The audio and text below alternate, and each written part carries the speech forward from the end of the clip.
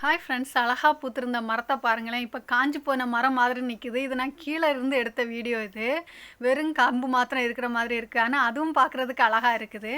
Cabbage பாருங்கள், என்ன அழகாக வந்துட்டு இருந்த கேபேஜுக்கு வந்த சோதனைங்கிற மாதிரி நான் காமிக்கிறேன். அதையும் எல்லாம் பார்க்க ரோஸ் பூ மாதிரி இருக்குங்க இந்த கேபேஜை பார்க்குறதுக்கு. பாருங்களேன், இந்த கேபேஜ் 2 பாட்டில் வச்சுருந்தோம். இந்த கேபேஜில் இருந்ததெல்லாம் எலி வந்து எல்லாம் கடிச்சு சாப்பிட்டுட்டு போயிடுச்சு. ஒன்று பர்பிள் கலர் கேபேஜும் வச்சுருந்தோம், அதையும் ஃபுல்லாக சாப்பிட்டுட்டு போயிடுச்சு.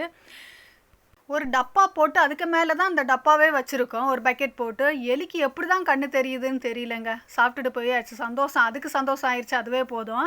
இங்கே பாருங்களேன், பீர் ஆப்பிளில் பிஞ்சு விட்டுருக்குதுங்க. இதை காமிக்கிறதுக்கு வேண்டியும் மெயினாக நான் இந்த வீடியோ எடுத்தது. ரொம்ப சந்தோஷமாக இருக்குங்க. கொஞ்ச நாளைக்கு முன்னாடி நான் உங்கள்கிட்ட வீடியோவில் சொல்லியிருப்பேன், இந்த பீர் ஆப்பிளில் காயே விட மாட்டேங்குது, என்ன பண்ணுறதுன்னு சொல்லுங்கள் ஃப்ரெண்ட்ஸுன்னு. அதுக்கு காது கேட்டுருச்சு நான் பேசுனது. அழகாக காய் கொடுத்துருச்சுங்க. இந்த வீடியோ பிடிச்சா லைக் பண்ணுங்கள், சப்ஸ்கிரைப் பண்ணுங்கள்.